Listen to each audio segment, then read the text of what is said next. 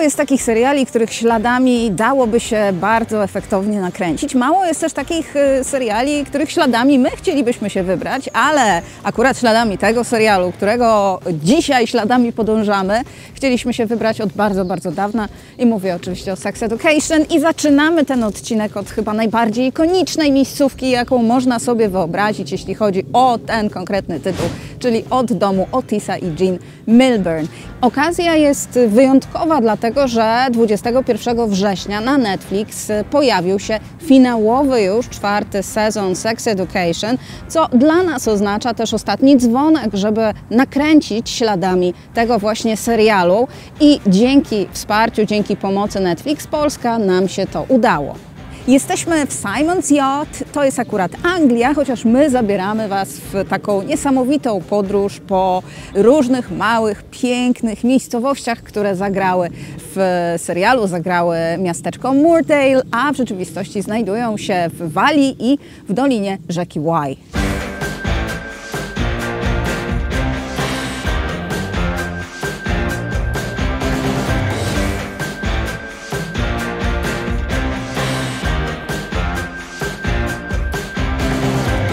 Zaczynamy naprawdę z grubej rury, ponieważ ten dom jest kluczową lokacją serialu. Od pierwszego do ostatniego sezonu kręcono tutaj naprawdę mnóstwo ujęć, zarówno tam, na podjeździe, przy tej bramce, na tych schodach. Pamiętacie, jak tutaj był niesiony Isaac? No i oczywiście mówię o samym domu ze wszystkich stron, tyle tylko, że nie w środku, o czym się zaraz przekonacie.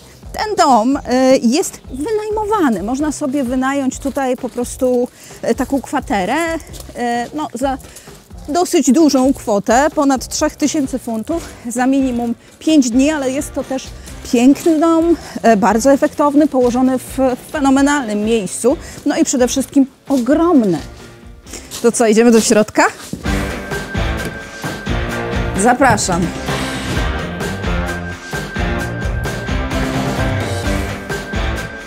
Dom Otisa od środka absolutnie nie wygląda tak jak w serialu. Zaczynamy już właściwie od tych drzwi, które, jak nam powiedziała menadżerka Sasza, są wymieniane, właściwie były wymieniane za każdym razem, kiedy była tutaj ekipa filmowa. Co więcej, jeśli się tutaj dobrze przyjrzycie, to zobaczycie taką linię. Ona się ciągnie od podłogi po sufit i po tamtą ścianę, ponieważ tutaj stawiano sztuczną ścianę, no bo jeżeli kamera filmowała tutaj sceny, to nie filmowała już absolutnie tych drzwi, które prowadzą do 2 pomieszczeń, takich pokoików bardzo ładnych, tylko po prostu wnętrze domu Otisa. To, co możecie kojarzyć z domu Jane i Otisa, to jest oczywiście ta wielka, otwarta przestrzeń, taka ogromna kuchnia, która łączy się z living roomem. No i uwaga, niespodzianka, tego tutaj absolutnie nie ma. Jest oczywiście duża kuchnia, ale nie tak przestrzenna jak tam. Tam była właściwie otwarta przestrzeń, taka duża, a tutaj od razu dochodzimy na taki taras zadaszony, który prowadzi na taras i już ta część zagrała w serialu. Możecie ją kojarzyć, chociaż wyglądała troszkę inaczej i jak nam mówiła menadżerka, też wszystko tutaj było zmieniane, obrazki były zdejmowane, zasłony były zdejmowane, no wszystko było po prostu urządzone na nowo, tak, żeby pasowało do koncepcji wizualnej serialu.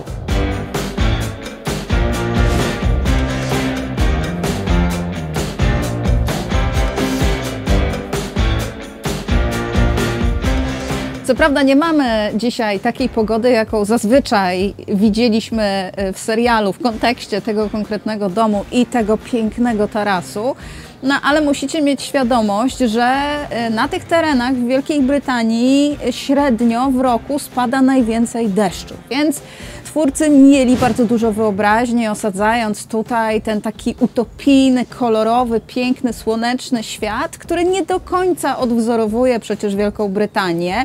I taka od samego początku była koncepcja Sex Education, dlatego że miał być to serial, który nie będzie przypisany żadnemu konkretnemu krajowi, mimo tego, że przecież wiemy, że akcja rozgrywa się w Wielkiej Brytanii, ale nie wiemy na przykład, w jakim konkretnie przedziale czasowym czasowym. Twórcy uparli się wręcz, żeby to był taki zupełnie niedookreślony czas, powiedzmy rozpięty pomiędzy 3 dekadami, tak żeby każda osoba, która ogląda ten serial, niezależnie od wieku, się mogła jakoś zidentyfikować z bohaterami i tym, co przeżywają.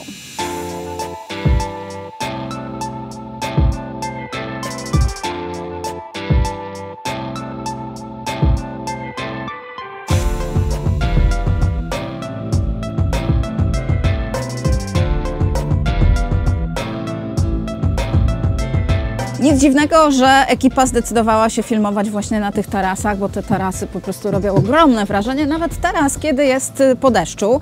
Ten stół wystąpił w serialu, troszkę inaczej był ustawiony, tamten również, co prawda fizycznie to nie były te same stoły, bo musicie wiedzieć, że ekipa podobna wymieniała tutaj wszystko, co się dało, jeśli chodzi o wystrój wnętrz, ponieważ Sex Education ma bardzo, bardzo konkretny set design i wszystko tam musiało się zgadzać.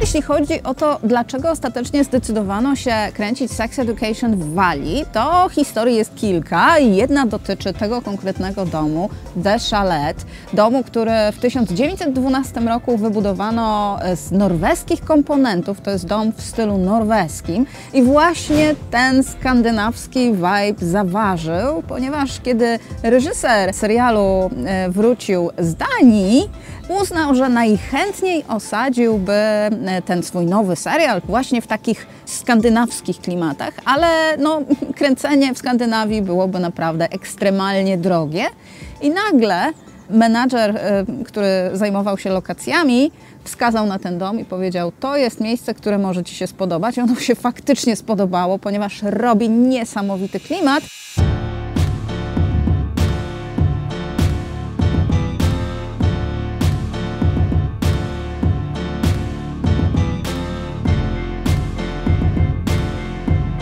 Kojarzycie domek na drzewie, który został wybudowany przez Jakoba? Na tym drzewie był ten domek. W tym momencie już go fizycznie nie ma, został rozebrany przez ekipę. Zresztą widać, że to zostało zrobione naprawdę profesjonalnie, bo nie ma nawet śladu po tym domku. No ale przez długi czas tutaj po prostu wisiał, był i czekał na kolejny sezon.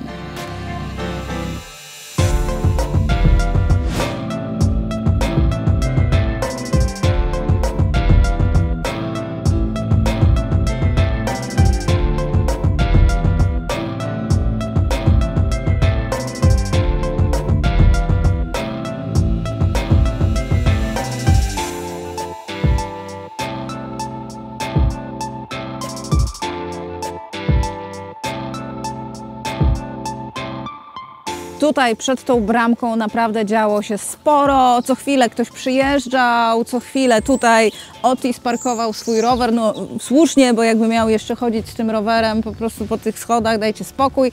Tutaj parkowały samochody, tutaj, jak już wspominałam, nieśli Isaaca w dół. Tutaj, kiedy była impreza, też rozgrywały się sceny właśnie akurat przed tym wejściem, więc jest to jedno z ważniejszych miejsc, jeśli chodzi o lokacje w serialu Sex Education, które tak jakby osadzają dom Otisa w konkretnym miejscu, czasie i przestrzeni. To miał być serial dla wszystkich, to miał być serial uniwersalny i to jest serial uniwersalny. Po pierwszym sezonie okazał się tak bardzo uniwersalny, że stał się hitem. Netflixa w pierwszych 90 dniach obejrzało go ponad 44 miliony osób, a trzeci sezon ponad 60.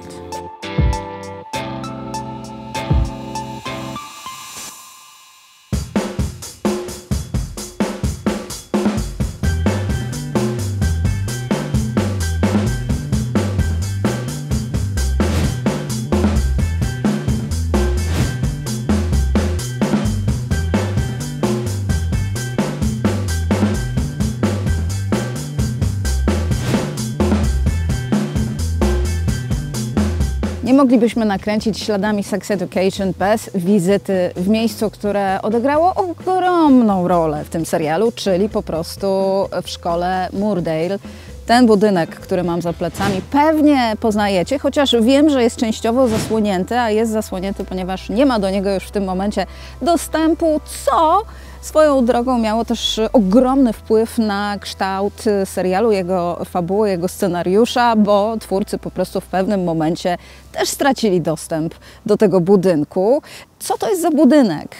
Powstał na początku XX wieku, jest na liście zabytków, dlatego nie można go też wyburzyć i oryginalnie mieścił się tutaj Carleon Campus, który należał do jednego z dwóch lokalnych uniwersytetów, które zostały ostatecznie połączone w jeden, University of South Wales. No i w pewnym momencie po prostu ten teren sprzedano razem ze wszystkimi budynkami. Kupił ten teren oczywiście deweloper, który już częściowo tutaj pobudował osiedle i planuje pobudować dalszą część tego osiedla tu. Wcale się nie dziwię, ponieważ naokoło jest przepięknie, tutaj są takie pagórki, jest zielono i piękny widok na miasto Newport. Natomiast ten budynek nie zostanie zburzony, coś tutaj powstanie, no ale w tym momencie jest kompletnie niedostępny. Ekipa kręciła tutaj pierwszy, drugi, trzeci sezon i kiedy kręcili trzeci sezon, wiedzieli już po prostu, że nie wrócą tutaj kręcić sezonu czwartego. Musieli jakoś sobie z tym problemem, bo to jednak duży problem, poradzić, bo jak mówię, to jest po prostu główna miejscówka Sex Education.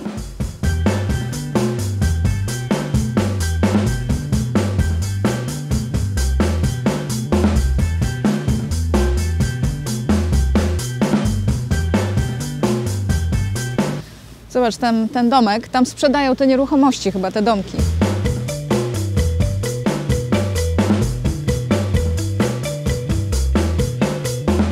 A tutaj zaraz obok właściwie tego kampusu, czyli szkoły w Moordale, mamy niespodziankę, mamy dom Lily. To jest prywatny dom, więc nie będziemy tutaj ani stawać, ani wiecie, nikogo nękać, ale to, co musicie wiedzieć, to to, że tutaj dokładnie w tym miejscu widzieliśmy i Otisa, widzieliśmy tutaj też Ole. To jest to wejście, to jest ten establish i to jest ten dom, który zagrał w serialu, ale jak mówię, jest prywatny, nikogo tutaj nie odsyłamy. Nie mieliśmy tej miejscówki nawet specjalnie na liście naszych lokacji, tylko ona jest po prostu tuż obok.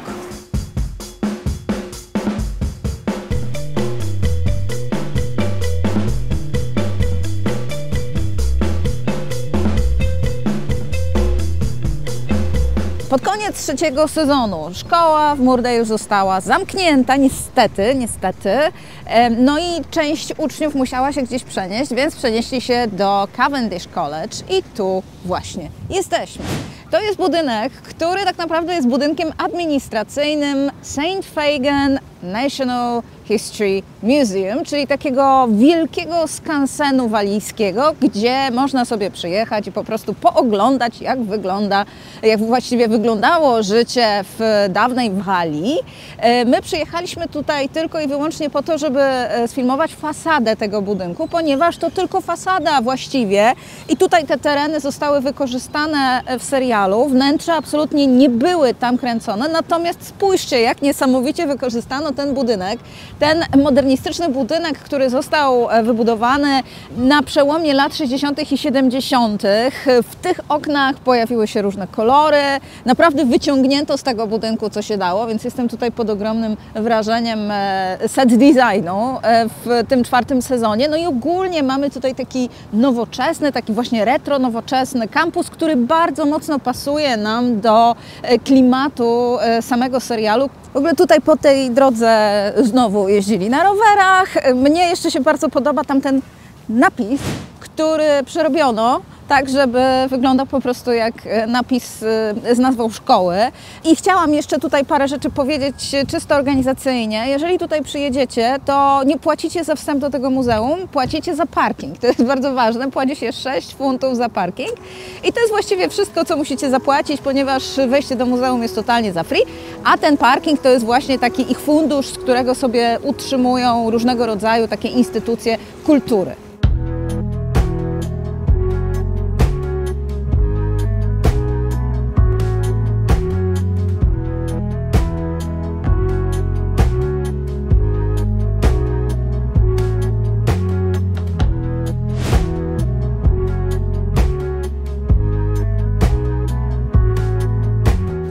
to jest małe, senne, bardzo piękne miasteczko położone w malowniczej dolinie rzeki Wye, tej rzeki, którą mam tutaj po swojej lewej stronie. Jest to miasteczko, które słynie, a właściwie do niedawna słynęło tak naprawdę z dwóch rzeczy. Pierwsza rzecz to oczywiście piękne, wielkie opactwo, właściwie ruiny opactwa, gdzie wszyscy przyjeżdżają na takie całodzienne zwiedzanie.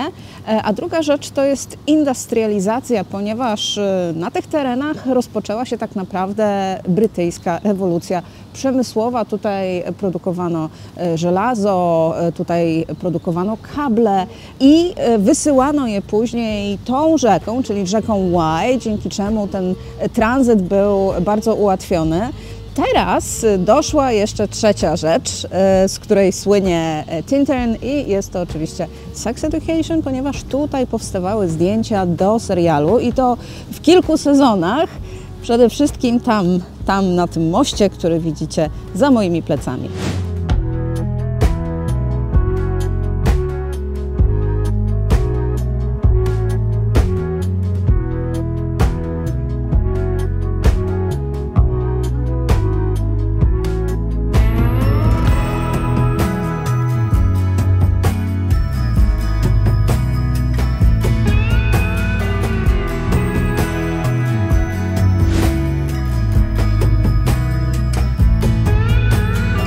To miejsce poznajecie. Jestem przekonana, że je poznajecie, chociaż być może nie do końca, ponieważ ten most bardzo się ostatnio zmienił.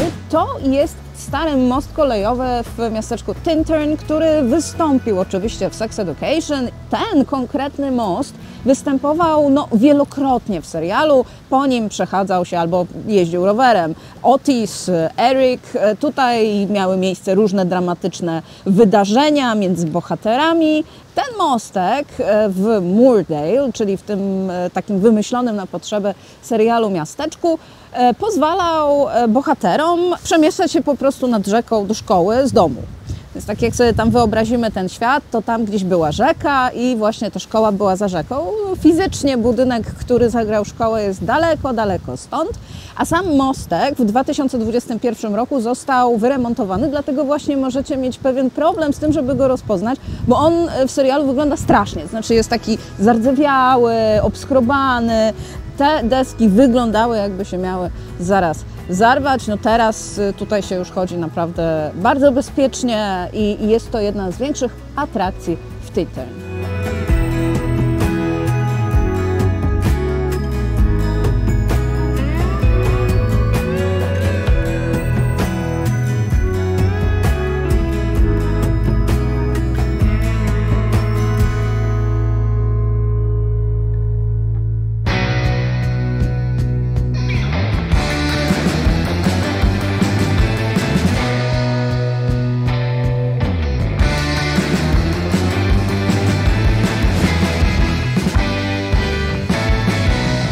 Na mojej prywatnej liście miejscówek z serialu ten budynek jest naprawdę, powiedzmy w top 10 jako jedna z bardziej charakterystycznych lokacji, ale troszkę się spóźniliśmy, żeby ją w pełni docenić, ponieważ jeszcze do niedawna ten sklep, który możecie pamiętać, ponieważ to był właściwie jedyny sklep w Moordale i tam się spotykali wszyscy i pracowała Ola, i pracował Adam.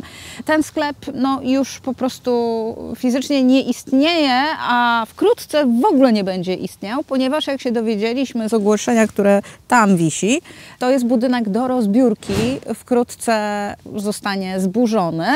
Tam na płocie jest nawet napisane, że osobom nieuprawnionym zabrania się wstępu. Ale co Wam chcę opowiedzieć o tym budynku, bo to jest w ogóle bardzo ciekawa historia. Do niedawna jeszcze budyneczek, który widzicie, który w realu mieści się w Llandogo, w takiej miejscowości wzdłuż rzeki Wye. Ten budynek po prostu jeszcze do niedawna działał i normalnie działał tutaj sklepik i można było do niego wejść, można sobie było zrobić zdjęcie. Właściciele podobno byli bardzo przyjaźni, ale właściciel zmarł.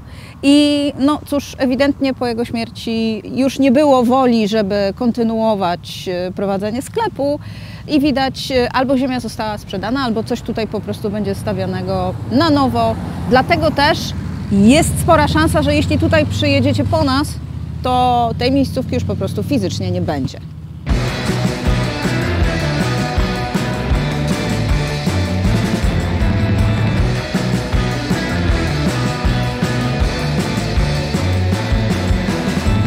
Przyznam się Wam szczerze, że najmniej lubię odwiedzać miejscówki, które są po prostu prywatnymi domami. Nie dlatego, że miejscówki są brzydkie, bo ta miejscówka, czyli dom Erika, leży w przepięknym miejscu. Oczywiście w Llandogo, gdzie jak już przyjedziecie, to możecie po prostu od jednego miejsca do drugiego i wszędzie było kręcone Sex Education. No ale to jest jednak dom prywatny. Jeżeli się nie ma takich konkretnych ustaleń z właścicielami, to zawsze to jest kręcenie z przyczajki. Ja za tym nie przypadam. Ten dom to przede wszystkim establish, więc na pewno kojarzycie bardzo dobrze fasadę, ale również tutaj ten teren parkingu były wykorzystywane przez ekipę do kręcenia różnych scen, kiedy na przykład, no nie wiem, Otis przyjeżdżał po Erika, stał tutaj na rowerze, więc no, cały ten teren wygląda znajomo.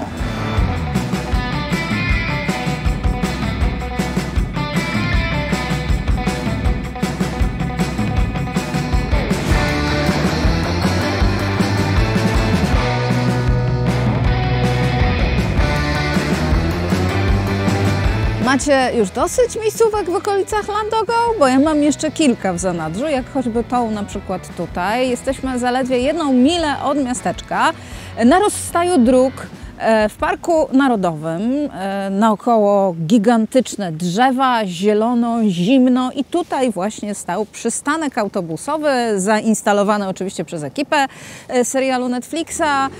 Tutaj był Eric. Eric był przebrany za Hedwig. Cały czas jesteśmy gdzieś tam w okolicach pierwszego sezonu. No, to był przystanek autobusowy, z którego dzieciaki ze szkoły po prostu podróżowały sobie w różne okolice. A tam, jak się spojrzycie, tak, tam dokładnie jest ta słynna droga, taka asfaltowa wśród drzew, którą Eric z Otisem bardzo często przemierzali na rowerach. My na rowerach nie będziemy jej przemierzać, zabierzemy Was tam samochodem, dlatego że tutaj po prostu bardzo szybko jeżdżą samochody, mimo tego, że to jest bardzo taka wąska, asfaltowa, kręta droga. Jedzie.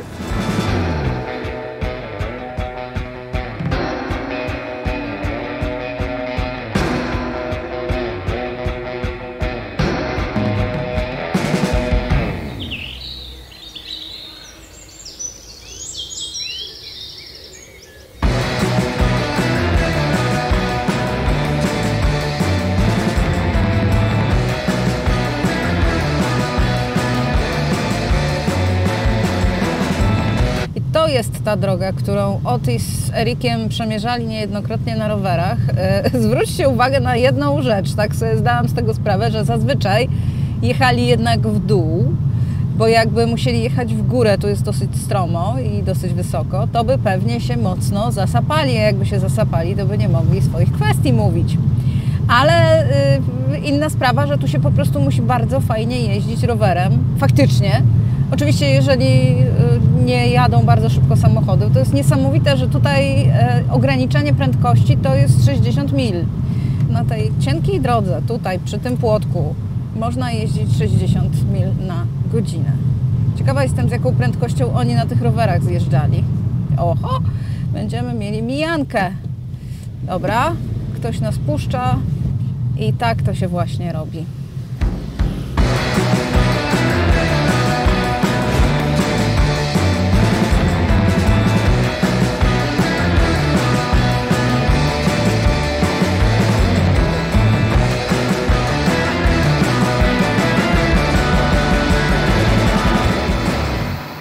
Jeśli wybierzecie się śladami Sex Education wzdłuż rzeki Wye, którą możecie wielokrotnie zobaczyć w serialu Sex Education, to właściwie co jakiś czas będziecie się zatrzymywać przy kolejnej miejscówce, jak choćby ta. Tutaj przede wszystkim chodzi o ten mostek, to jest Brockwere Bridge, który prowadzi do miasteczka Brockwere, małego miasteczka gdzieś za Tintern. I ten mostek wystąpił w serialu, przez pewien czas występował w kontekście Otisa przebranego za Hedwig, jak również to miejsce, gdzie tutaj w tym momencie stoję, ponieważ Otis przebrany za Hedwig wtedy kogoś zobaczył tutaj właśnie i tutaj doszło do pewnych dramatycznych zdarzeń, nieważne, nie chcę Wam dokładnie spoilerować. te miejsca naprawdę leżą obok siebie. Te miejsca są przepięknie położone. Tutaj jest tak zielono. Bywa słonecznie, bo czasami też bywa bardzo pochmurno i deszczowo, co będę pewnie powtarzała wielokrotnie i powtarzam wielokrotnie, no bo taka jest właśnie Walia. A jednocześnie w serialu udało się stworzyć ten taki kolorowy, słoneczny, przepiękny świat, który no, naprawdę nie leży w żadnym konkretnym miejscu, a przecież składa się z tych miejscówek, które są tak naprawdę bardzo blisko siebie położone.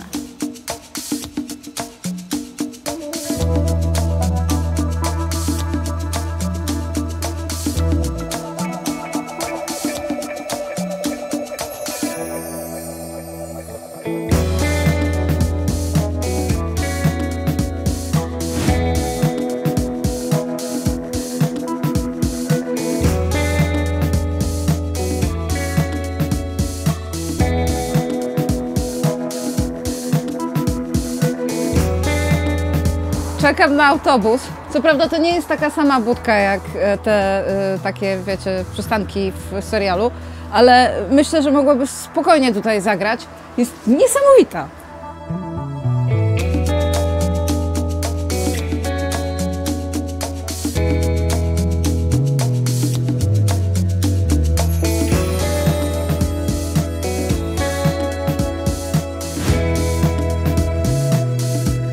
Znajdujemy się właśnie w miasteczku Peneth. Miejsce, w którym stoję, to jest wejście do All Saints Church Village Hall, czyli takiego domu kultury lokalnego, który zagrał Dom Kultury konkretnie w Moordale.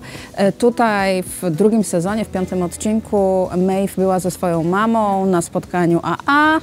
Wyszła taka mocno poirytowana i spotkała tutaj Isaaca, który upuścił płyty winylowe i Maeve je podnosiła. Tutaj odbyła się rozmowa między nimi. On stał mniej więcej tutaj, a ona stała mniej więcej tutaj. I co więcej, rozejrzeliśmy się. Okazuje się, że ten mazaj, bo inaczej tego nie określę, bo to nawet nie jest graffiti, ten mazaj na ścianie również wystąpił w serialu, bo czemu nie? Maeve miała go za plecami, kiedy po prostu tutaj mieliśmy taki przeciwstawny kadr.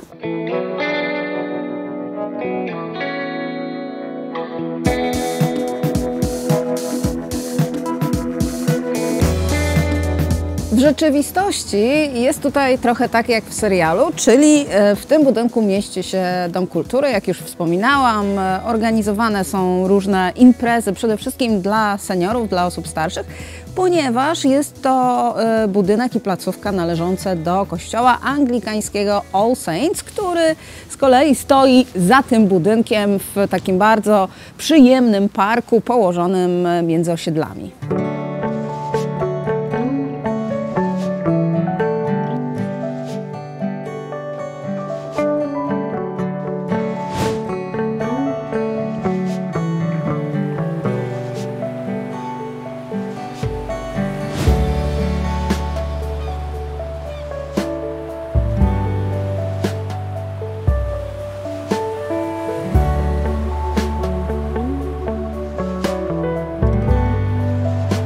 I nagle totalna zmiana, jesteśmy na wybrzeżu, jesteśmy na Mall of Peneth.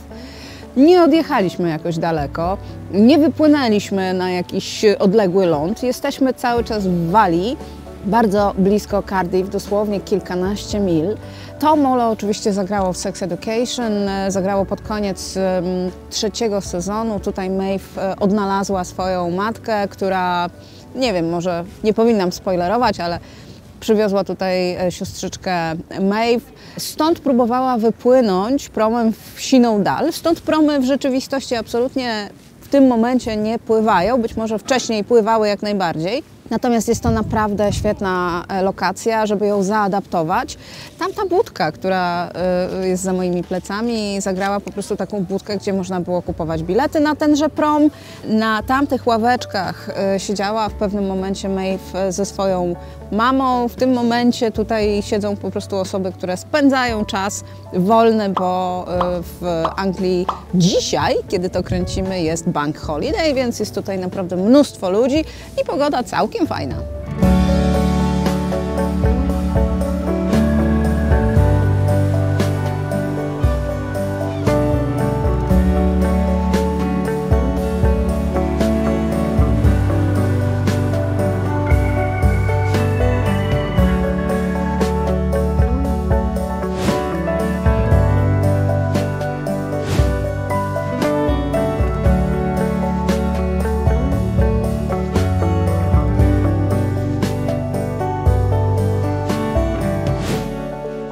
Jakieś 40-45 mil od Cardiff znajduje się Margam Castle, czyli miejsce, w którym w tym momencie jesteśmy, w Port Talbot. Margam Castle to jest nic innego jak Akademia Wojskowa, do której trafił w drugim sezonie Adam Grove.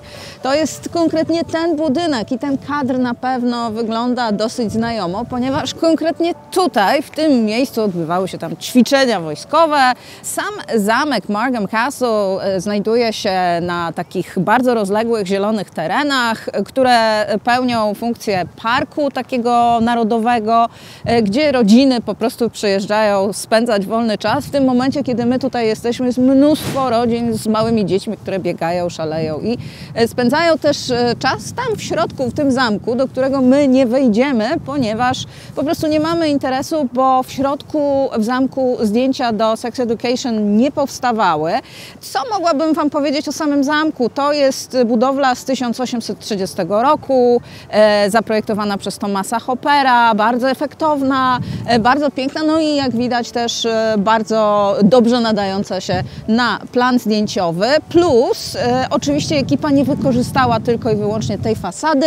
Filmowano też z jednej strony tam z boku, gdzie Was zaraz zabierzemy, i filmowano też w tamtym miejscu i też będziemy zaraz szukali miejscówki, którą postaramy się dla Was odtworzyć.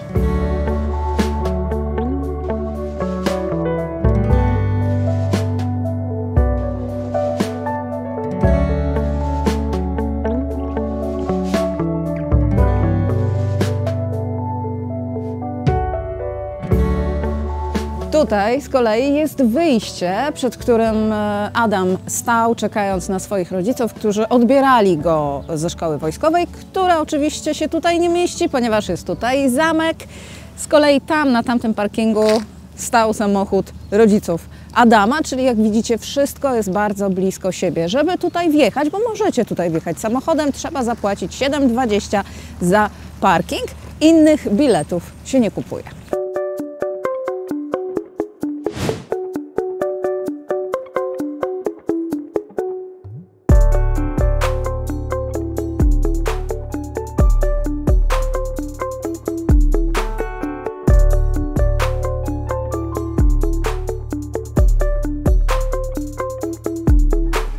Zaledwie kilkadziesiąt metrów od zamku znajduje się ta fantastyczna miejscówka, która oczywiście też wystąpiła w serialu, tyle że nocą, było bardziej klimatycznie i nie było dzieci, które w tym momencie po prostu obsiadły wszystkie zwisające gałęzie. Tutaj na jednej z tych gałęzi Adam siedział z kolegami i rozmawiał o tym, co go kręci w kobietach, właściwie no tak teoretycznie miało być, i powiedział, że kręcą go łokcie.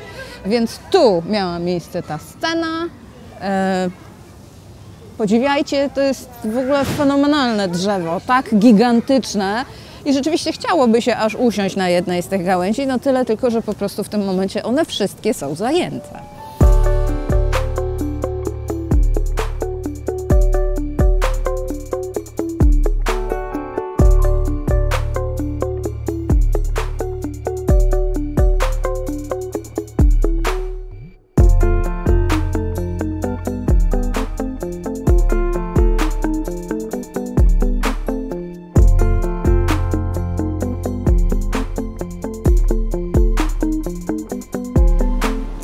Kręcąc śladami Sex Education mieliśmy niedobory wnętrz, dlatego że większość tych wnętrz jest dla nas niedostępna, ale to jest jak najbardziej, to jest działające dzisiaj wciąż centrum handlowe, które pojawia się zarówno w pierwszym, jak i w czwartym sezonie serialu. Tutaj sporo się działo, tutaj na przykład pracowała Maeve, ale nie chcę Wam też opowiadać, co konkretnie miało tutaj miejsce, bo chyba nie ma też sensu. Sporo się dzieje, szczególnie w czwartym sezonie się tutaj sporo dzieje. Jesteśmy w Port Talbot, to jest miasteczko, z którego, fun fact, pochodzi Sir Anthony Hopkins. Nie ma to absolutnie żadnego związku z Sex Education, no ale chciałam, żeby było ciekawiej. To jest miejscówka, która się idealnie nadaje do filmowania takich seriali jak właśnie Sex Education, dlatego że ona jest właściwie zawieszona w czasie. Mam wrażenie, że jestem między latami 80. a latami 90. XX wieku, gdzieś po prostu wsiadłam w jakąś machinę czasu i się tutaj przeniosłam. Jest tutaj wciąż mnóstwo ludzi. Możecie zaparkować samochód pod pobliskim Tesco i sobie tutaj przyjść, żeby poczuć ten feeling. Feeling jest taki, jakbym po prostu, nie wiem, teleportowała się do Stranger Things. Jest po prostu niesamowity.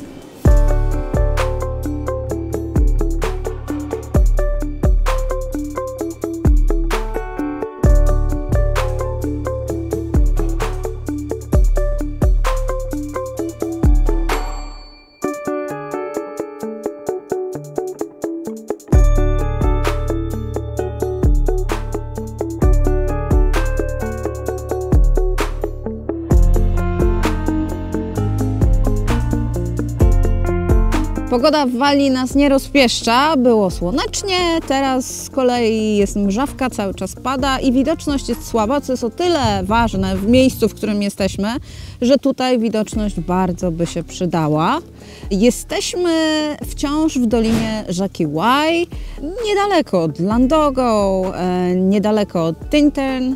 Za moimi plecami stoi taki mały zameczek, który nazywa się St. Brevels, a tu jest ławeczka, gdzie kręcona była scena Jacksona i jego matki. Kiedy Jackson się na nią obraził, no tam był konflikt, jak wiecie zapewne, bo widzieliście i widziałyście serial. I tutaj oni ze sobą rozmawiali, mieli bardzo piękny widok.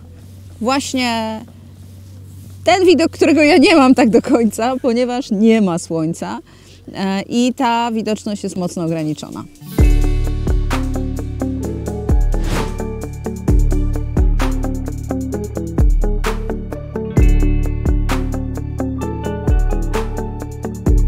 Przejeżdżamy przez most Brockwell. Byliśmy tutaj. Było ładniej trochę. Ale jakie dziury tu są. Pomalowali, ale mogliby chociaż nawierzchnię poprawić.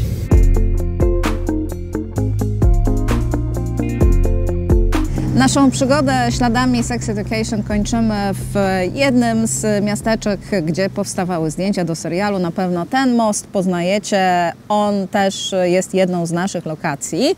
Możecie te miejsca wszystkie odwiedzić, do czego bardzo Was namawiamy i zachęcamy, ponieważ Walia jest niesamowita. Wiem, że to mówiłam wielokrotnie, wiem, że się powtarzam, ale będę to powtarzała zawsze i wszędzie teraz. Walia zrobiła na nas nieprawdopodobne wrażenie. Za możliwość przyjechania śladami Sex Education dziękujemy oczywiście Netflix Polska, bo bez Netflix Polska ten wyjazd nie byłby możliwy w tak krótkim czasie i na takim poziomie, dlatego że na przykład mieliśmy listę potwierdzonych lokacji od location managera samego serialu.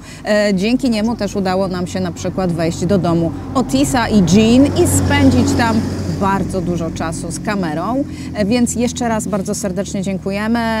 Jeszcze raz namawiamy Was do oglądania Sex Education. Pamiętajcie, finałowy 4. sezon 21 września w całości na Netflix.